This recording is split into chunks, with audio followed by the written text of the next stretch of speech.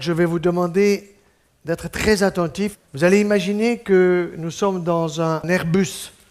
Nous sommes 500, 530. Et vous allez mettre votre ceinture. Nous allons bientôt décoller. Et dans 1 heure, nous atterrirons dans un autre endroit. Ne vous inquiétez pas, ça ne sera pas dans la flotte. Pas plus que dans le lait.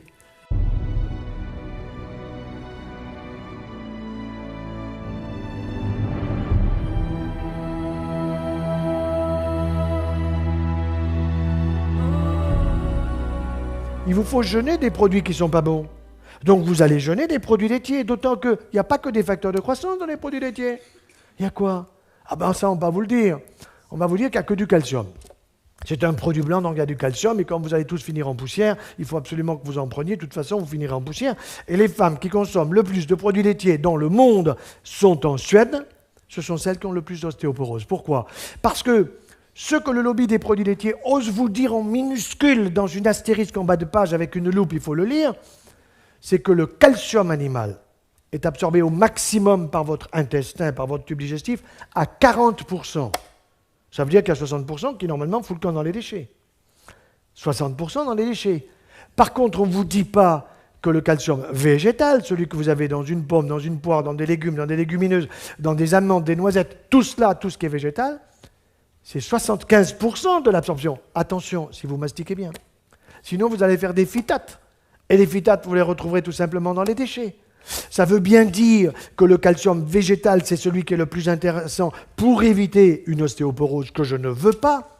Et que pour éviter cette ostéoporose, eh bien, il faut que je prenne plus de calcium végétal que de calcium animal, parce que le calcium animal, j'en absorbe 40%. Et si jamais j'en absorbe davantage, c'est possible. Si j'ai un leaky gut, c'est-à-dire si j'ai une porosité intestinale, la porosité c'est quoi? Vous avez un imperméable qui est poreux, il pleut, vous vous mouillez. Si vous avez un intestin qui est poreux, ça veut dire qu'il y a des molécules qui passent, ça c'est juste, le fructose doit passer, mais s'il y a trop de calcium qui passe, le calcium il arrive sur l'os, et moi je vais vous faire le dialogue avec l'os. L'os il dit, moi j'en veux pas, j'ai tout ce qu'il me faut, dégage. Et où il va le calcium? Va où tu veux, il va dans le sein, microcalcification. Il va dans la prostate, microcalcification, risque de cancer. Il va où? Eh ben, il va dans les articulations. Et vous avez de la coxarthrose et de la gonarthrose. Et mes collègues orthopédistes me disent, mais ferme-la. Mais on a les prothèses maintenant de genoux, de hanches, d'épaules.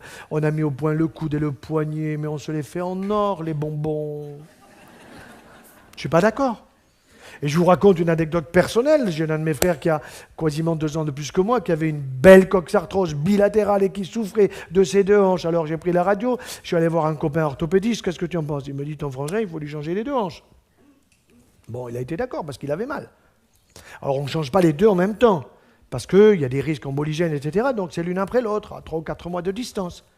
Alors je vais le voir après la première opération, et alors bon, il était content parce que c'était fait, mais il me dit, tu sais, les chirurgiens, vous êtes emmerdants, parce qu'il y a des tuyaux par-ci, des tuyaux par-là, puis il y a la rééducation, puis je ne peux pas bosser, et puis de toute façon, dans 3 mois, il y a l'autre côté à faire. Je dis, mais tu veux vraiment te faire opérer de l'autre côté? Il me dit, mais j'ai mal. Mais tu as une solution, me dit-il. Je dis, bien sûr. Mais c'est quoi ta solution? Eh ben, il faut que ta femme écoute la mienne.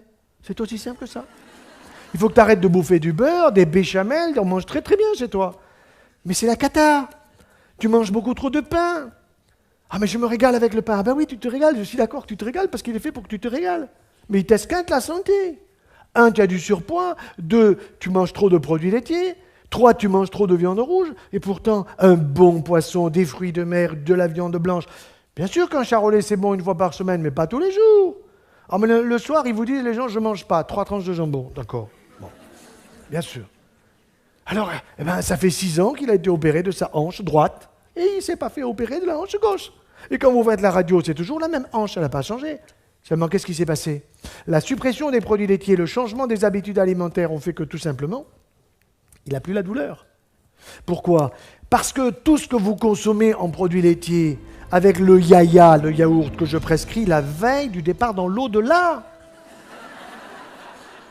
Vous connaissez Actimerde? Ça vous dit quelque chose? Bon. Prenez donc un petit fromage de chèvre, un petit fromage de brebis par jour, ça suffit. Vous n'avez pas besoin de plus. Régalez-vous, prenez un ballon de bon vin, celui de l'eau que vous voulez, et plutôt du rouge que du blanc, parce qu'il y a plus de polyphénol, il y a du resveratrol. Arrosez vos salades d'huile d'olive, mangez mieux et meilleur. Je ne suis pas pour un régime, parce que quand vous donnez régime à quelqu'un, il vous dit ceinture, il m'a empêché de manger ceci, de manger cela. Non, miam, miam, miam. Mangez mieux et meilleur. Laissez tomber les produits laitiers de vache. Il faut que la vache soit sacrée, sauf si vous l'avez dans le jardin. Ça, c'est pas impossible.